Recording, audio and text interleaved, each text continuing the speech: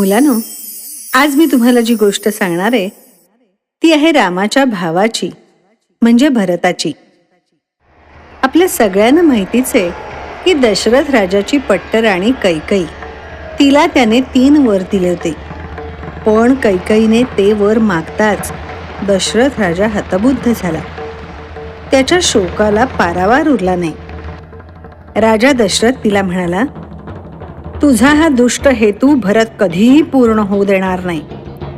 तो जर माझा पुत्र असेल तर त्याला रामाचं राज्य हिरावलेलं कधीच आवडणार नाही. तो रामाऐवजी सिंहासनावर बसणार नाही. तुझं कुटील कारस्थान तो उधळून लावेल. दशरथाच्या या म्हणण्याचा कैकईवर काहीही परिणाम झाला नाही. श्रीराम, लक्ष्मण, सीता तिघही वनात निघून गेले. ते दुःख सहन न होऊन राजा दशरथ मरण पावला.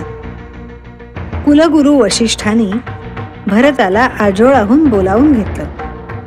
आपली आई कैकई हिला भेटेपर्यंत त्याला यातलं काहीच माहिती नव्हतं. श्रीरामांना वनवासात पाठवून त्यांच्या आईने त्याच्यासाठी राज्य मिळवलं हे तिच्याच तोंडून ऐकताना त्याचा ज्वालामुखीप्रमाणे स्फोट झाला. त्याला संताप आवरेना. आपल्या जन्मदात्या आईची त्याने कठोर शब्दात निंदा केली. त्याने आपल्या पित्याचा विश्वास सार्थ ठरवला. राजसिंहासनावर बसण्याला त्याने स्पष्ट नकार दिला.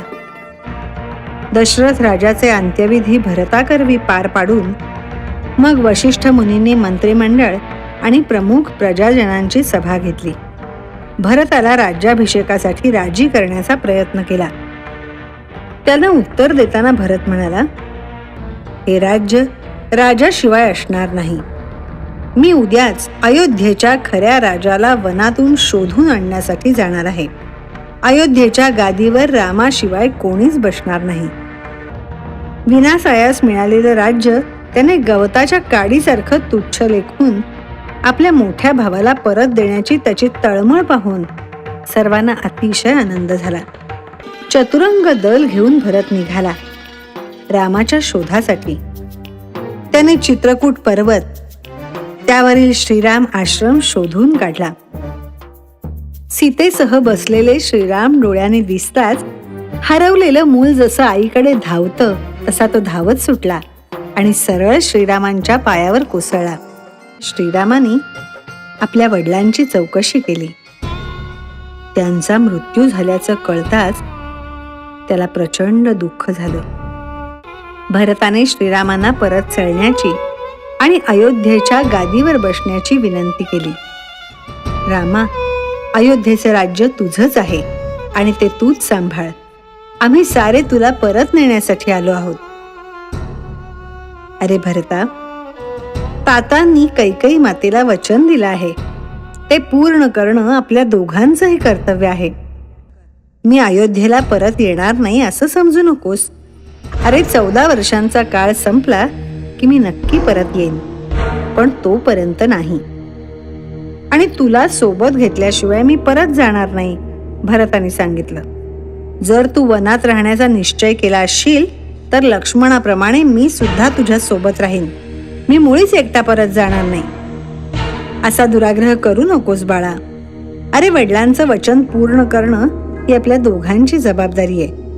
तू आदर्श राजाप्रमाणे अयोध्येचे राज्य कर. रामा, तू आज्ञा करतोस म्हणून मी परत जाते, पण लक्षात ठेव, हे राज्य तुझंच आहे. 14 वर्षानंतर परत आल्यावर ते तुलाच सांभाळायचं आहे. मी तुझा प्रतिनिधी म्हणून ते सांभाळीन. सिंहासनावर मी नाही, तुझ्या चरण पादुका असतील. मी सुद्धा तापस वेशच धारण करीन. कंदमुळं, फळं खाऊन तुझ्यासारखाच मी व्रतस्थ राहीन.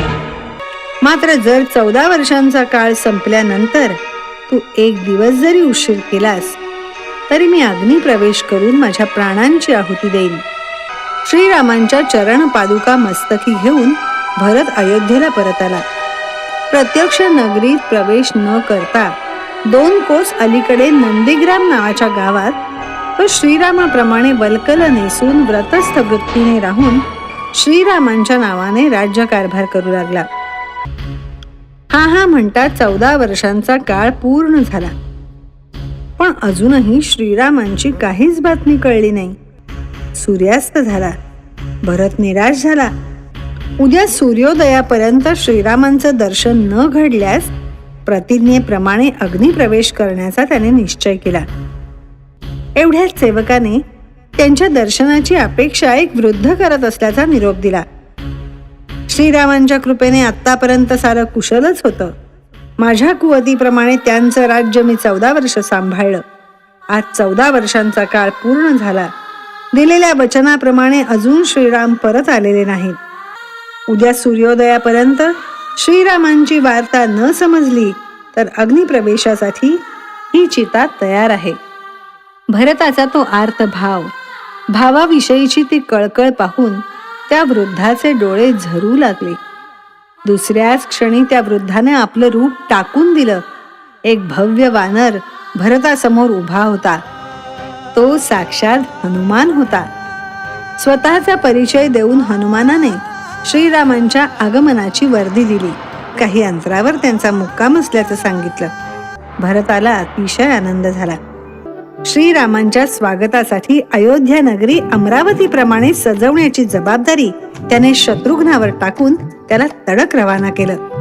श्रीरामांच्या दर्शनाची अनावर ओढ मनात ठेवूनच कर्तव्य पूर्ण करण्यासाठी तो अयोध्येला निघाला.